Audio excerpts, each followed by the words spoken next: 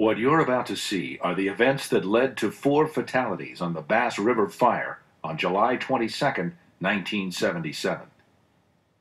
The Bass River Fire occurred in the Bass River State Forest, located in New Jersey's Coastal Plain Pinelands Reserve.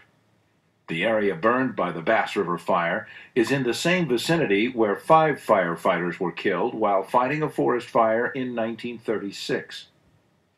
The coastal plain is flat to gently rolling, and the pine barrens fuel type dominate the area. Pitch pine is the primary species found in this fuel type. Fires spread quickly in these fuels, and crown fires are common, as is long-range spotting. Fire behavior exhibited by the pine barrens fuel type closely resembles that of chaparral fuels in California. New Jersey had been in drought conditions for the first 6 months of 1977 and had been experiencing a prolonged heat wave since July 13th.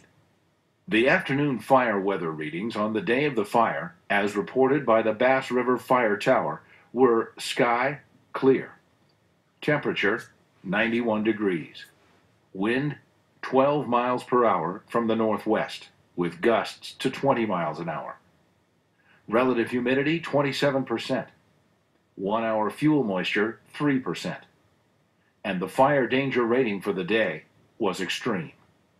At 14:59 hours, the Bass River Fire Tower reported a smoke approximately 3.5 miles to the north in the vicinity of Allen and Oswego roads. This was known to be a bad fire area because of current fuel conditions and past fire history. The smoke was also picked up by several other fire towers. 5 brush trucks with 10 firefighters were dispatched immediately. The fire was approximately 5 acres in size when the initial attack units arrived on the scene at 15:05.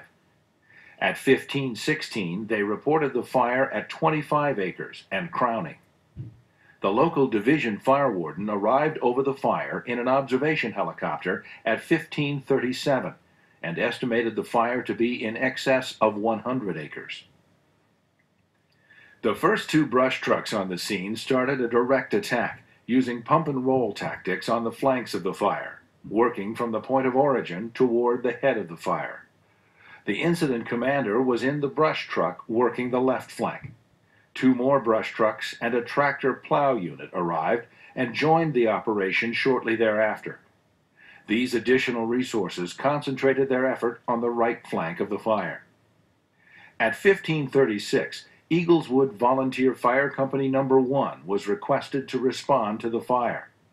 They arrived on the scene at 15:45 in Engine 731, an Army surplus 5.5-ton truck. The incident commander gave Engine 731 the following orders: hit the line and turn to your right, that would be south, and try to catch her. We might have to move out to the other side. There's a tractor and plow there on the line. Meet him and follow him down. When you get to him, let us know. All communications between the incident commander and Engine 731 were by radio. Engine 731 did not acknowledge the last transmission from the incident commander. Engine 731 was staffed with a crew of 4, and the company officer that day was the chief of the department. Engine 731 was operating on its normal county radio frequency. The incident commander was operating on the state frequency. He had to switch over to the county frequency to talk to Engine 731 or any other volunteer fire department units. Initial attack efforts were suspended at 15:47 due to very active fire behavior, and the incident commander ordered all units to pull out and move to Cole Road. Engine 731 never acknowledged the order to pull out. In response to the rapid fire growth, the incident commander requested additional resources from the volunteer fire departments of the nearby communities of Tuckerton, Stafford, and from Burlington, Ocean, and Atlantic counties. The first 3 brush trucks that arrived at Cole Road began backfiring. This operation was unsuccessful. At 16:12, the incident commander ordered all units to proceed to the Dan's Bridge Road. As units began arriving at Dansbridge Road, the division fire warden in the observation helicopter directed them to initiate a backfiring operation along that road, moving from north to south. Ground forces reported numerous spot fires across the Dansbridge Road at 1630, and that they could no longer hold the backfire. At this time, the observation helicopter estimated the fire to be 500 acres. Between 1630 and 1700, a number of significant wind shifts were reported. At 1630, the wind shifted from northwest to southwest. At 1640, battling winds were reported. At 1650, the winds were out of the northeast. The fire crossed Dansbridge Road and headed southeast into the Lake Absegami recreation area, which had been evacuated earlier as a precaution. During this time, the fire displayed rapid lateral spread along the flanks due to horizontal roll vortex activity as it transitioned from wind-driven to plume-dominated. The fire moved 2.5 miles in 2 hours. The forward spread of the fire was halted at approximately 1730 northwest of Lake Absegami. This was accomplished with a backfire, during which firefighters were forced into the lake because of the fire's intensity. The fire was contained at 2,300 acres the next morning at 0830. During the hectic transition from direct attack to indirect attack, the status of Engine 731 was unknown, and no other resources had reported any contact with them. At 1652, there was a possible radio transmission from Engine 731, but a tone-out by the Ocean County Control Center overrode it. At 1655, there was an attempt to contact Engine 731, with no detectable response. At 1659, there was another possible radio transmission from Engine 731. All that was heard were the sounds of static and the humming from an open microphone.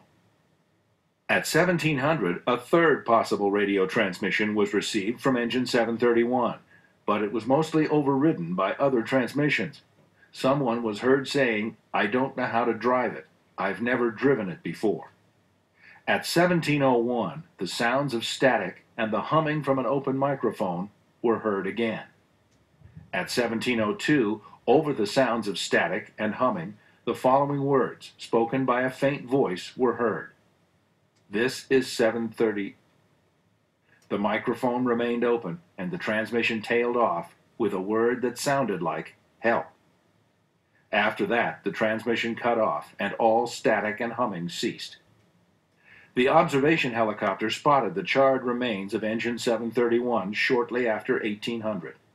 Engine 731 was found near the original right flank of the fire, where they were initially directed to begin their flanking attack. However, they were not on the fire line or a road. The signature pattern left by horizontal roll vortex activity covered the area of the burnover. This would indicate that Engine 731 was caught by the vortex along the flank they were working. An examination of the engine showed that the radio aerial was hanging on the left side of the truck cab. The ceramic fitting attaching the aerial to the truck was broken. Hose fittings were found on the ground on the right side of the truck. The pump handle was full open. It's possible that some of the crew members pulled hose and connected it to the pump in an attempt to create a water curtain for protection. The bodies of the company officer and one crew member were found 600 feet from the engine, in a direction back into the fire toward the point of origin. The bodies of the other 2 crew members were found near the engine. You have just seen the events that occurred on the 1977 Bass River Fire. The instructor will now facilitate a discussion about the use of fire safety guidelines by the involved personnel, the strategic and technical decisions that were made, and the human factors that contributed to this burnover incident.